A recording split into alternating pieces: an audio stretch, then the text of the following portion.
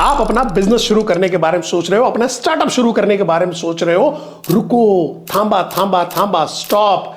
क्यों बोल रहा हूं? क्योंकि 90% स्टार्टअप दूसरा साल नहीं देख पाते हैं।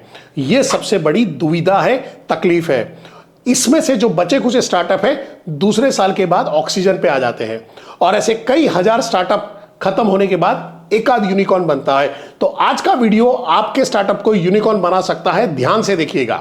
यूनिकॉर्न बनने का अपना साइंस है, एक स्टार्टअप को शुरू करने का अपना साइंस है। ऐसा नहीं हुआ कि मेरे को एक आइडिया आया, मैंने झोला उठाया, ऑफिस खोला और बिजनेस शुरू कर दिया। सोचा नहीं कि फाइनेंस क्या होगा, मार्केटिंग क्या होगा, एम्प्लॉय कहां से आएंगे, किस तरह से मार्केट इसको रिएक्ट करेगा।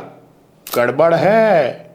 तो ये गड़बड़ न हो, आपका बिजनेस स्मूथ चले, आपका बिजनेस रॉकेट की स्पीड पे आगे बढ़े, उसके लिए ये वीडियो के अंदर में स्टेप बाय स्टेप प्रोसेस बताया हुआ है, और ऐसे कुछ लोगों के नंबर भी छोड़ूंगा जो आपको मदद कर सकते हैं। स्टेप नंबर 1, अपने आइडिया को वैलिडेट करें। इसके लिए सर्वे कराएं, इंटरव्यू करें, फोकस ग्रुप में बातचीत करें। आपके पास अगर कोई मेंटोर हो तो उसकी भी सलाह लें।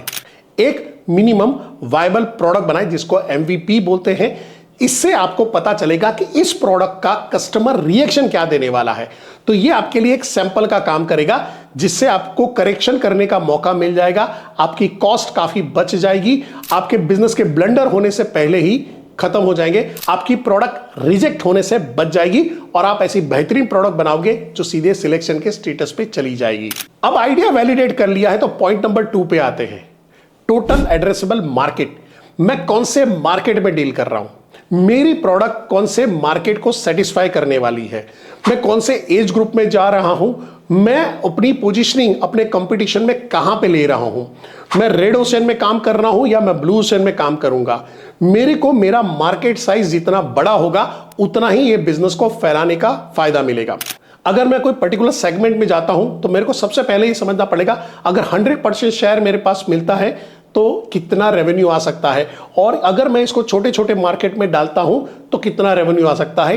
ये टियर 1 में काम करेगा, टियर 2 सिटी में काम करेगा, टियर 3 सिटी में काम करेगा। तो आप देखोगे वी मार्ट कौन से लेवल पे काम कर रहा है और आपका पेंटालून्स कौन से स्टेटस पे काम कर रहा है। दोनों ही कपड़े बेच रहे हैं, पर दोनों ने अपना अपना मार्केट पकड़ के रखा है। तो आपका मार्केट क्या है उसको डिसाइड करिए। पॉइंट नंबर 3, मार्केट की नीड को समझिए। आपकी प्रोडक्ट मार्केट की कौन सी नीड सेटिस्फाई करने वाली है, कौन से बर्निंग प्रॉब्लम को सॉल्व करने वाली है, वो सबसे ज्यादा जरूरी है। और जितना बड़ा बर्निंग प्रॉब्लम सॉल्व करेंगे उतना ही बड़ा प्रोडक्ट बनेगा और उतना ही बड़ा बिजनेस बनेगा।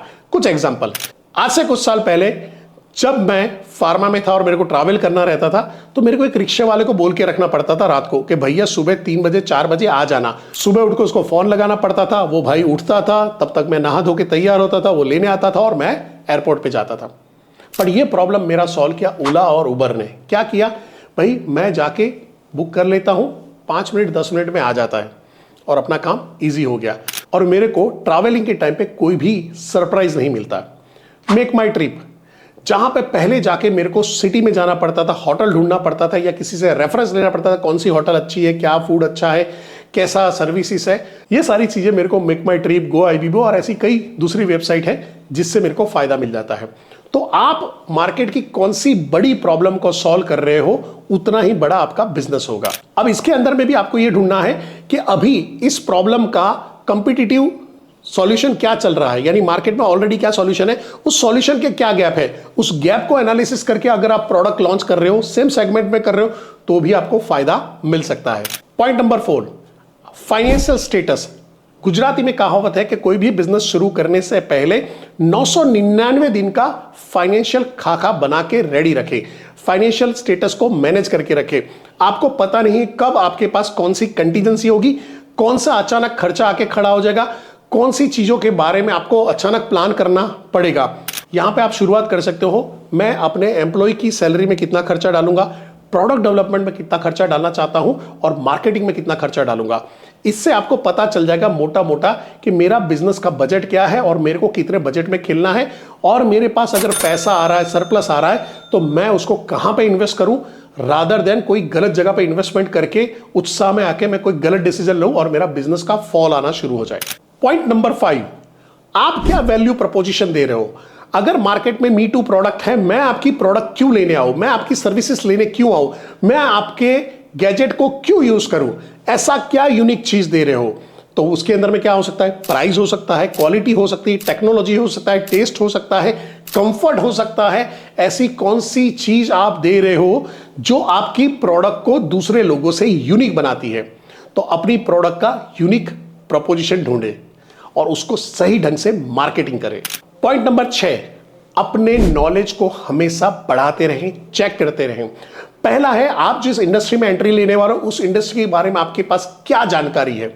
अगर मैं बिजनेस कोच बनना चाहता हूं तो कितने बिजनेस कोच हैं, कितने लोग कौन से सेगमेंट में ऑपरेट कर रहे हैं, किस हिसाब की ट्रेनिंग दे रहे हैं, उनकी ट्रेनिंग की प्राइसिंग क्या है, मैं क्या यूनिकनेस ला सकता हूं, और अभी ये ट्रेंड के अंदर में क्या बदलाव आ रहा है, किस टाइप के वीडियो बन रहे हैं, किस टाइप का मार्केटिंग कैंपेन बन रहा है, किस टाइप के खर्चे किए जा रहे हैं।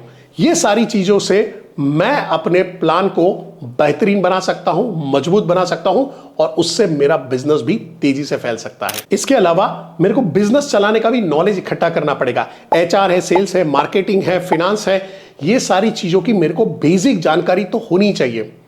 मैं एक कंपनी में काम कर रहा था, वहां पे एक सीटीओ जो थे, चीफ टेक्निकल ऑफिसर, इनके अंडर में 50 एम्प्लॉय थे। 2 से 3 साल उन्होंने काम किया और 2 एप्लीकेशन पूरे 3 साल में बना नहीं पाए 5 एम्प्लॉय के साथ में। और अभी मैं एक आईटी कंपनी को कंसल्टिंग कर रहा हूं, वहां पे वही सारी चीज, उससे बेहतरीन प्रोडक्ट हम सिर्फ 5 आदमी के साथ में 2 से 3 महीने में बना लेते हैं। तो दया, कुछ तो गड़बड़ है। अगर आपको टेक्निकल चीजों की जानकारी नहीं है, आईटी का अंडरस्टैंडिंग नहीं है, आपके अंदर में कुछ ऐसा एम्प्लॉय आ जाएगा जो आपके बिजनेस में से मोटा पैसा लेके चला जाएगा। तो इसका नॉलेज होना जरूरी है। इसके लिए आपको क्या करना है, अगर कुछ समझ में नहीं आ रहा तो बिजनेस की ट्रेनिंग ले सकते हैं, कोई कंसल्टेंट हायर कर सकते हैं, कोई कोच हायर कर सकते हैं जो आपको टाइमली गाइड करे, ट्रेन करे। पॉइंट नंबर 7, अपने स्किल को हमेशा शार्प करते रहें, बढ़ाते रहें। जब आप बिजनेस शुरू करो आपको ढेर सारे स्किल सेट की जरूरत होती है जो आपके बिजनेस में डिसीजन लेने से लेके, पीपल इन्फ्लुएंस से लेके, आपके मार्केटिंग को लेके, हर जगह पे आपका वो स्किल सेट काम में आता है। मैं जस्ट एग्जांपल दे रहा हूं, जो बिजनेसमैन अच्छे होते हैं, those who are good in communication, उनको अटेंशन बहुत ज्यादा मिल जाता है। वो अपने प्रोडक्ट के खुद ही ब्रांड एम्बेसडर बन जाते हैं। एग्जांपल, आकाश आनंद जी बेलाविटा, ये अपनी ब्रांड के खुद ही ब्रांड एम्बेसडर हैं। इन्होंने एक स्किल पकड़ लिया है मार्केटिंग का, ऐसा यूनिक ढंग से बहुत ही सस्ता और अच्छा मार्केटिंग करते हैं जिससे कस्टमर बढ़ता है। आज इनका बिजनेस करीबन 600 करोड़ पे पहुंच चुका है और मेरे को लग रहा है तब तक 2025 के अंदर में ये 1000 करोड़ की कंपनी बनने वाली है। पर उन्होंने क्या किया है, अपनी स्किल को सेट करके रखा है और जिसके थ्रू वो अपने प्रोडक्ट को अच्छी तरह से कम्युनिकेट कर पाते हैं, अपनी प्रोडक्ट की खूबियों को लोगों तक पहुंचा पाते हैं अपने यूनिक आइडिया से। तो आपके अंदर में कौन से स्किल सेट की कमी है उसका लिस्ट बनाओ, आपके अंदर में कौन से नॉलेज की कमी उसका लिस्ट बनाओ और उस पर आज ही काम करना शुरू करो। पॉइंट नंबर 8, अपने एक्सपीरियंस को वैलिडेट करें। मैं जो अभी बिजनेस करने वाला हूं वहां पे मेरा पिछला एक्सपीरियंस कितना काम में आने वाला है, इसको चेक करें। मैं एक कंपनी में सेल्स पे था, सेल्स हेड था और मैंने कंपनी शुरू कर दी। मेरे को सिर्फ एक कंपनी की प्रोडक्ट का सेल्स करने का अनुभव है, उसका मार्केटिंग का अनुभव नहीं है, उसके पीछे खर्चे कितने होंगे उसका अनुभव नहीं है, मेरे को एम्प्लॉय कैसे हायर करने उसका अनुभव नहीं है। तो आपको यह भी समझना पड़ेगा आपका कुछ अनुभव उस पिछली जॉब में से सिर्फ सेल्स में काम में आ सकता है, ओवरऑल बिजनेस में काम में नहीं आ सकता। मेरे एक क्लाइंट हैं जिनका खुद का नेटवर्क मार्केटिंग था और वो मेरे से कंसल्टिंग कर रहे थे और मैंने उनको पहला सवाल पूछा कि सर क्या आप अभी नेटवर्कर हो या एंटरप्रेन्योर हो। तो उन्होंने बोला मैं नेटवर्कर हूं। मैं को आज से 5 साल पहले आप क्या थे, नेटवर्कर थे या एंटरप्रेन्योर थे। तो कि मैं नेटवर्कर ही था। वो अभी भी एंटरप्रेन्योर के माइंडसेट पे नहीं है। जब आप नेटवर्कर हो किसी और कंपनी में, वहां पे काम कर रहे हो, आपको ढेर सारे हेडेक आपके नहीं होते हैं। आपको प्रोडक्ट कब आएगा, कहां पे आएगा, कौन सी एक्सपायरी का है, कितने रेट में पड़ने वाला है, कहां पे मैन्युफैक्चरिंग कराना है, उसका कितना ऑर्डर रेडी होना चाहिए, कितना प्रिडिक्ट करना पड़ेगा, ये सारी चीजों का हेडेक आपका नहीं होता है। वो एक मार्केटिंग की टीम कर रही होती है, एक प्रोडक्ट डिजाइनिंग की टीम इस पे काम कर रही होती है। आप अपनी टेक्नोलॉजी पे काम नहीं कर रहे होते, वो कंपनी ने ऑलरेडी देके बैठा हुआ है। यहां पे वो टेक्नोलॉजी कैसे बनी है, किस तरह से चल रही है, कैसे कैलकुलेशन हो रही है, किस तरह से ये डेटा पे काम हो रहा है, कोई आइडिया नहीं होता है। तो जब मैंने ये सवाल पूछने शुरू किए तो उन्होंने बोला सॉरी सर, मेरे को नेटवर्किंग का अनुभव है, एंटरप्रेन्योरशिप का कोई अनुभव नहीं है, आप मेरे को हेल्प करें। और यहां पे है हमने सर्टेन चीजें डिसाइड किया, उस पर काम करना शुरू किया और अभी वो तेजी से आगे बढ़ रहे हैं। Point number 9, lucky 9। आपका पैशन क्या है आपके बिजनेस के लिए? कितना सेक्रीफाई करने के लिए रेडी हो? आप अपने बिजनेस को फैलाना चाहते हो, तेजी से बढ़ाना चाहते हो, ओके, बट इसके लिए क्या क्या सेक्रीफाई करना चाहते हो, कितना घंटा काम करना चाहते हो? आप अगर देखोगे शार्क टैंक में भी आपने सुना होगा कि भाई मैं 20-20 घंटा 22-22 घंटा काम कर रहा हूं, मैंने खाली पैसे कमाने के लिए, शौक के लिए कंपनी नहीं खोली, मैंने एम्पायर खड़ा करने के लिए बिजनेस शुरू किया है। तो आपका मोटिव क्या है? खाली करोड़ 2 करोड़ रुपया महीने का कमाना या एक बड़ा एम्पायर खड़ा करना? अगर आपका विजन मिशन अगर बहुत बड़ा है तो आपको अपने आप को सेक्रीफाई करने के लिए भी रेडी रहना पड़ेगा। आपका टाइम जाएगा, आपको दोस्तों को छोड़ना पड़ेगा, आपको अपनी फैमिली लाइफ को भी सेक्रीफाई करना पड़ता है, तब जाके एक बहुत बड़ा एम्पायर खड़ा होता है। अगर आप सोचते हो कि स्टार्टअप शुरू हुआ है, मैं जाके कुंभ में जाके स्नान कर लूं या गोवा में जाके पार्टी कर लूं या फ्रेंड्स के साथ में थाईलैंड घूम आता हूं, सॉरी, आपने अपने जब बिजनेस शुरू किया है, अगले 5 से 10 साल आपको बिजनेस में डेडिकेटली देना है और वहां पे आप एक आदमी को ढूंढते हो जिसके हवाले आप बिजनेस करते हो और आप बैक सीट पे आते हो।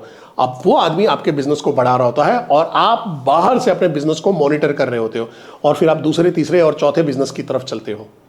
तो ये वीडियो कैसा लगा? क्या लग रहा है कि इस साइंस से स्टेप बाय स्टेप अपना बिजनेस बढ़ा सकते हो, तेजी से आगे जा सकते हो? तो मैंने जैसे प्रॉमिस किया था, मेरे एक मित्र हैं राहुल भाग्या जी, स्टार्टअप के बहुत ही बेहतरीन उभरते हुए ट्रेनर है। उनका कंटेंट मैंने देखा है, उनका कामकाज मैंने देखा हुआ है, उनके फ्रेमवर्क्स मैंने देखे हुए हैं। तो इस वीडियो के डिस्क्रिप्शन के अंदर में उनका नंबर होगा, आप उनको कनेक्ट कर सकते हो। और अगर आपको डायरेक्ट कोचिंग चाहिए, कंसल्टिंग चाहिए, तो आप मेरे को कनेक्ट कर सकते हो, मेरा नंबर भी वहां पे आपको मिल जाएगा। तो इसी के साथ विदाई लेता हूं इस वीडियो से। आशा रखता हूं आपको इससे फायदा मिला होगा। अगर ये कंटेंट अच्छा लगा है तो लोगों को शेयर करिए, उनको भी शायद मदद मिलेगी। और तब तक के लिए भारत माता की जय, जय हिंद।